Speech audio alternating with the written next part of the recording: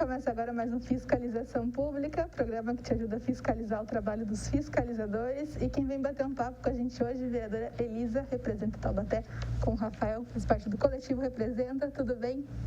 Tudo jóia? Tudo certo. Estamos aí caminhando para o pré-recesso, mas estava conversando disso antes, né, quando chegou aqui no estúdio, que falta um pouquinho para esse recesso, mas o trabalho não para, não. E nem no recesso, na verdade, né? Não para, né? As sessões que param, mas o trabalho continua e a gente continua trabalhando. Continua trabalhando. Na verdade, no recesso a gente ia ganhar até um tempinho para botar ordem em algumas coisas, né? Porque durante o semestre as coisas vão se acumulando. E como que tá essa experiência aí, já que a gente entrou nesse assunto? Desafiadora, sempre falo, né? E aí é muito isso que o Rafa falou mesmo. E isso é muito importante para a população ouvir, porque às vezes chegam demandas até a gente, né? A gente tem fixado o nosso sistema de gestão de gabinete, que é o cidadão participa, mas às vezes acontece de chegar por um outro canal, de alguma outra forma, e às vezes passa, são muitas coisas, né? O celular mesmo, às vezes a mensagem vai lá para baixo, enfim. Então, a gente aproveita também esse recesso das sessões, né? Que a gente não tem a sessão e, de fato, a preparação para a sessão, ela é intensa, né? Ela toma bastante tempo e energia, e aí a gente consegue colocar o que está acumulado mais em dia, né? Para o segundo semestre voltar com tudo. Pois é, mas eu vou expor a vereadora. Teve um dia que eu topei com ela, estava frustrada com as coisas de sessão, que vota, que não vota. Eu até comentei para ela, faz parte, né? Acontece. Vai ter dia que vão aprovar o que você quer, vai ter dia que não vai.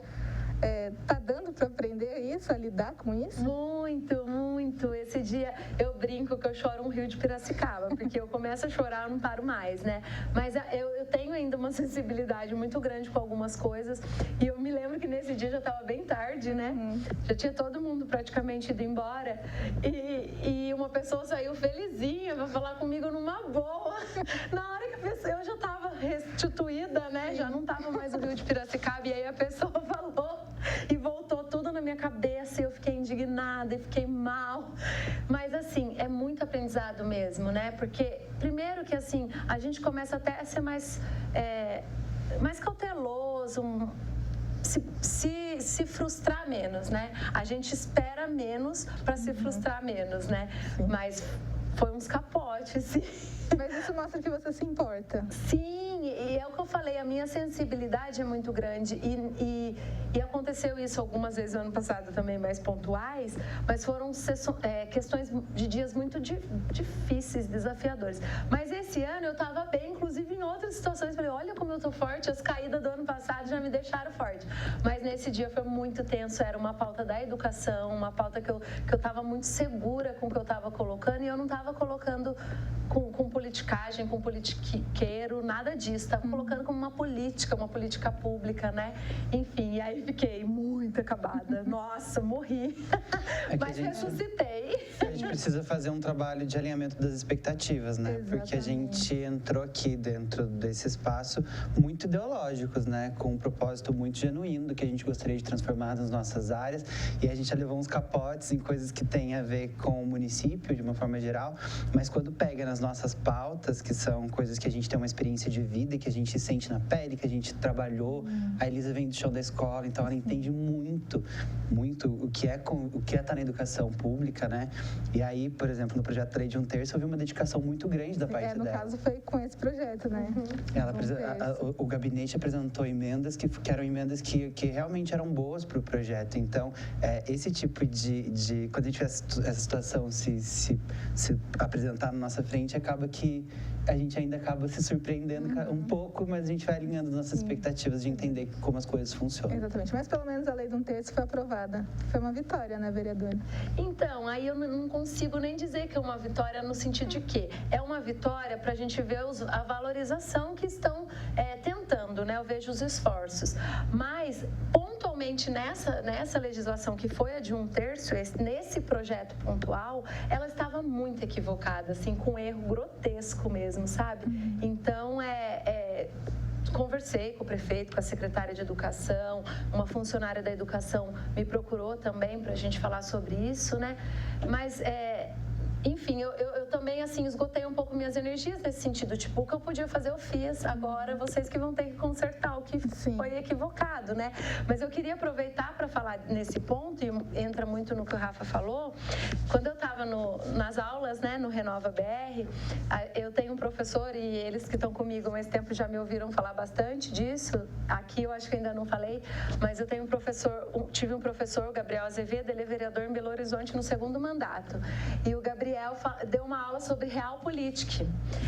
E quando ele deu essa aula, eu falei, que realpolitik? Não existe realpolitik, existe política que a gente vem e faz, né? E para mim, o mais desafiador nesse mandato, nesses quase 18 meses que eu estou aqui, é a realpolitik. É a política real mesmo, é essa coisa do dia a dia, essa coisa de você subir para o plenário, para a sessão, na certeza da sua verdade, do que você está fazendo é o melhor, né? Humildemente falando, mas que é o melhor naquele momento, e levar um balde de água fria, né? E tem situações, igual eu falei, tem situações que a gente já releva, tipo, isso não vai interferir tanto na vida, tal. Passou, né? Até porque a gente despende uma energia muito grande para estudar alguns projetos. Então, tem um projeto ou outro que a gente vai gastar menos energia, né? Mas eu lembro muito dele toda hora e dessa aula, sabe? Porque eu falo, é muito isso, e eu neguei isso muito tempo. Eu acho que essa negação também faz a gente se frustrar mais, né? Porque se eu já estivesse esperando tudo... Por outro lado... Esse último, parece que eu tô mais forte ainda agora, porque esse último me mostrou que não dá para você esperar quase nada, que você fala, é isso, Elisa? Não sei, de repente tudo muda, né? Então, deixa o trabalho da jornalista mais difícil, né? Qualquer coisa que eu pergunte pode ter essa resposta, não sei. Não sei. Pode ser, pode não ser.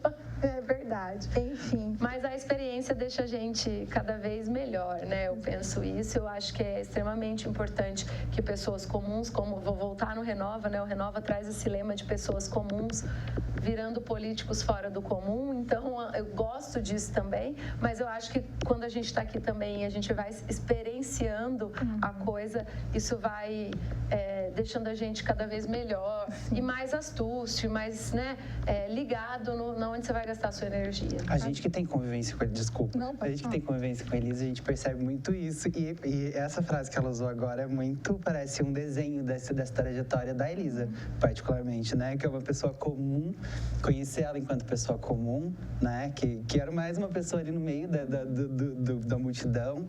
E esse processo de vir para a Câmara e tal, ela está se transformando realmente em uma pessoa extraordinária. A gente percebe uma pessoa que tem uma energia lá dentro, tem um brilho, tem uma potência, né, muito latente. Então agora a gente já percebe que ela está se tornando essa pessoa fora do comum, essa pessoa que realmente é representativa para a gente.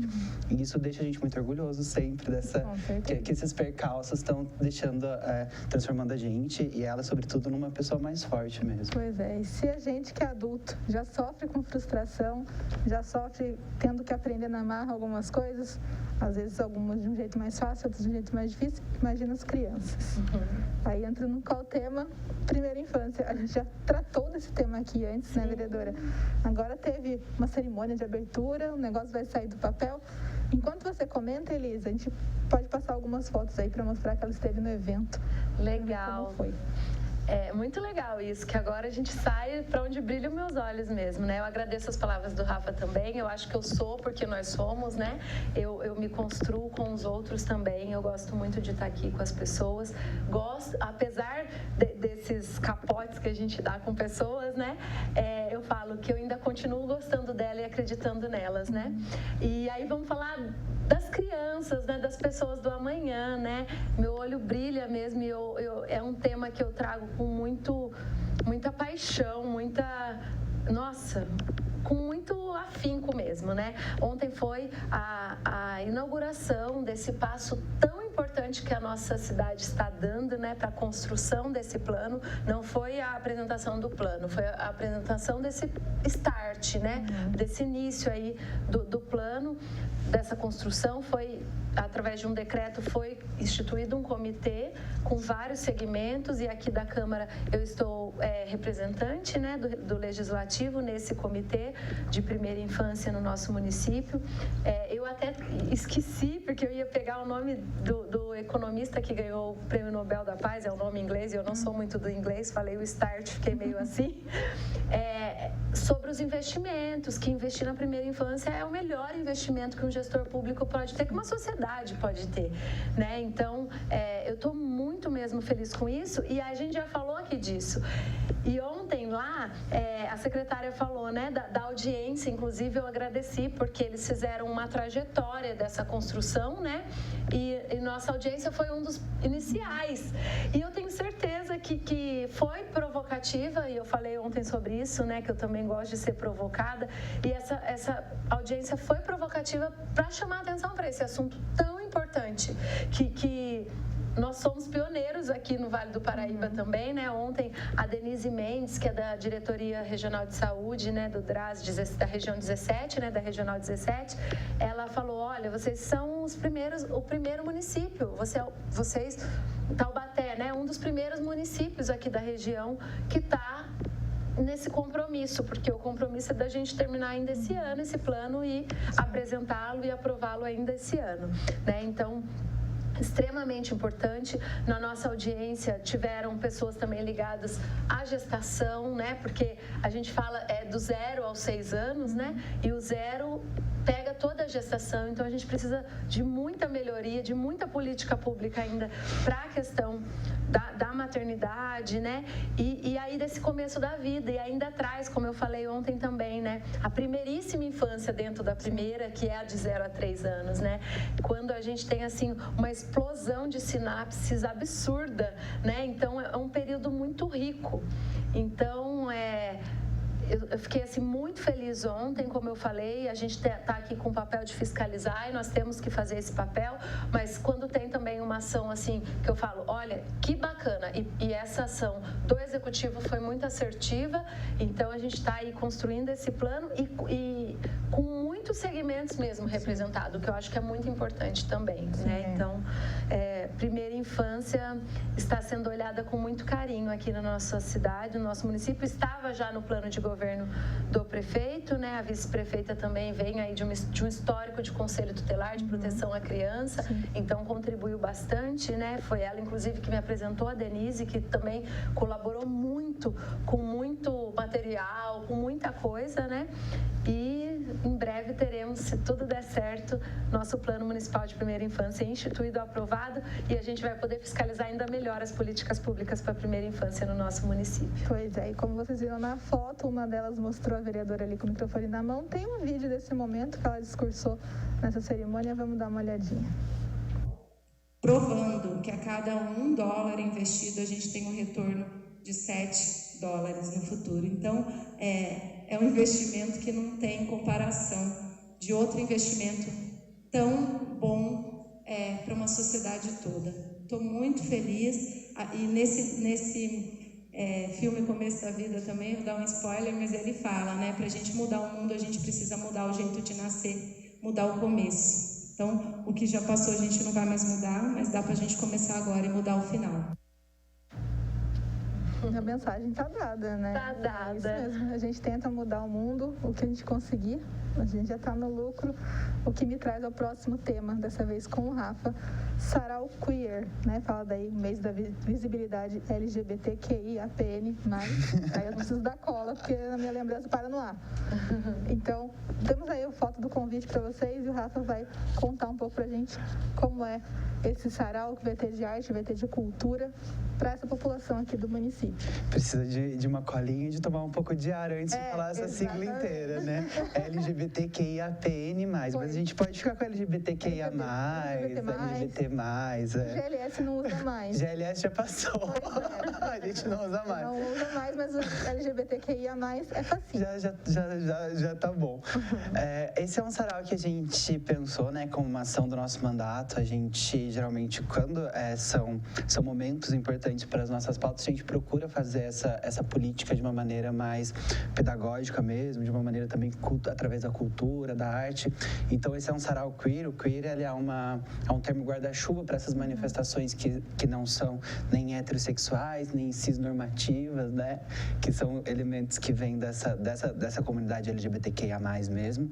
E queer é mais fácil de falar. O queer é mais fácil de falar, embora seja um termo em inglês, que a Elisa não gosta muito. Mas aí, e aí a gente preparou esse sarau, que é realmente um espaço aberto para as pessoas virem, ter um lugar de fala, um lugar para declamar um poema, para mostrar seu trabalho, para a gente ter um espaço ali de troca, de diálogo, de convivência e de resistência, porque a gente tem vindo já de alguns momentos importantes aqui, historicamente, para a nossa cidade e para o Vale, né? Do fórum que a gente fez aqui em Taubaté, que fomos pioneiros. Estão pintando outros fóruns na região, Caçapava, Pindamonhangaba, Santa Branca, outras cidades estão nos procurando, inclusive, para fazer isso. E a gente entende que a manutenção dessas ações, elas são importantes e também para a manutenção desse movimento, que a gente entende como importante para o desenvolvimento da cidade mesmo. Então, 24 de junho, onde vai ser? O que a gente pode encontrar nesse... É secreto? O local é secreto, a gente tem um grupo no WhatsApp que a gente está recebendo as pessoas que querem participar. Então, quem quer participar faz como? Entra nas nossas redes sociais, @eusourepresenta, né? Se der tempo, porque o programa fica reprisando aí, pode ser que já tenha passado. Então vai ser dia 24 de junho, às 20h04. 24. E aí a gente está lá nas nossas redes sociais, a gente tem todas as informações, tem um grupo do WhatsApp que as pessoas entram lá pra gente ter uma conversa ali primeiro, e aí o local do evento vai ser divulgado no dia do evento. Aí antigamente tinha esses rolês que eram assim secretos, né, da turma do GLS, e é uma coisa que a gente já tá retomando aqui.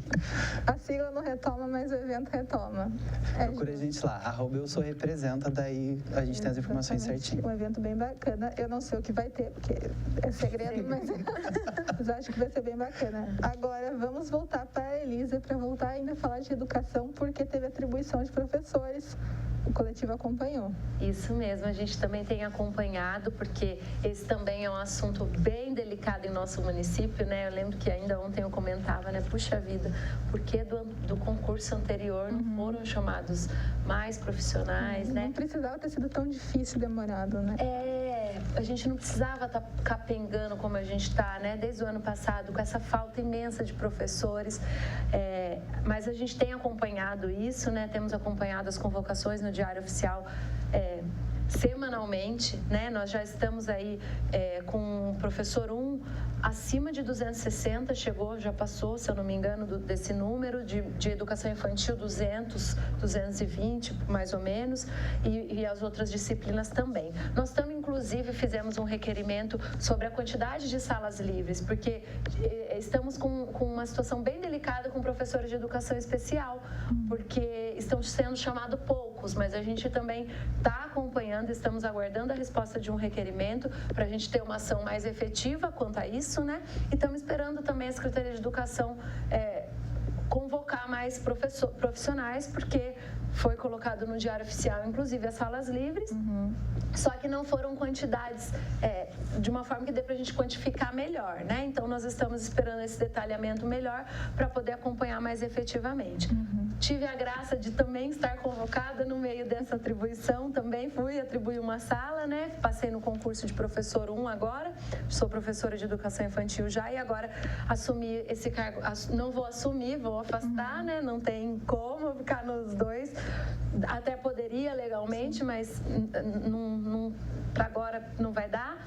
Mas a gente acompanhou toda essa atribuição, os professores, alguns já inclusive começaram, então isso também eu acho que é uma coisa para a gente comemorar, antes tarde do que mais tarde ainda, né? Então, Elisa, você está comemorando, mas demorou muito. Mas, gente, estão sendo chamados, está sendo convocado e está bem rápido, assim, para quem já pode, né? Você já marca, já faz o exame médico, já toma posse, né? Então, em breve as nossas escolas vão estar praticamente completas com os profissionais efetivos, né? Lógico, alguns casos vão ter ainda contratação, porque meu caso, por exemplo, eu estou afastada, não pode pôr um efetivo no meu lugar, né? Mas são exceções.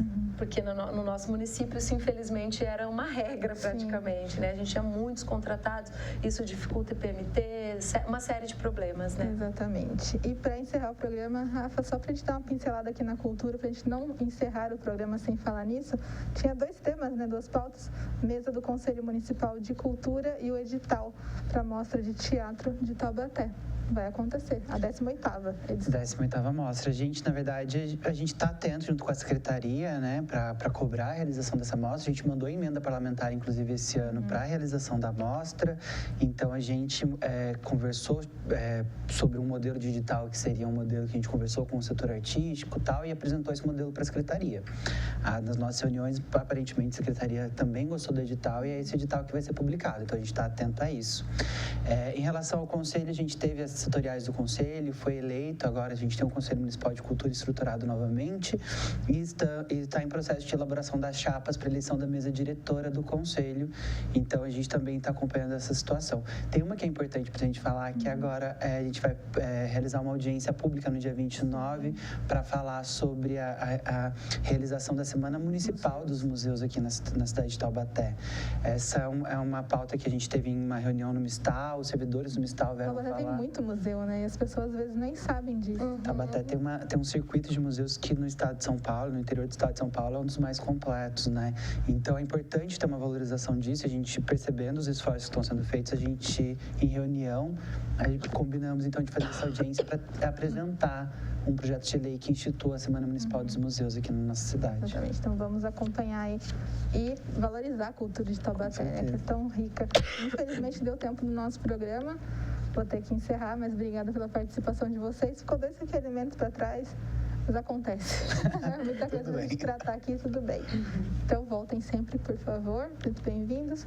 E você que nos assiste, por favor, continue com a gente, continue se cuidando também. Até a próxima. Tchau, tchau.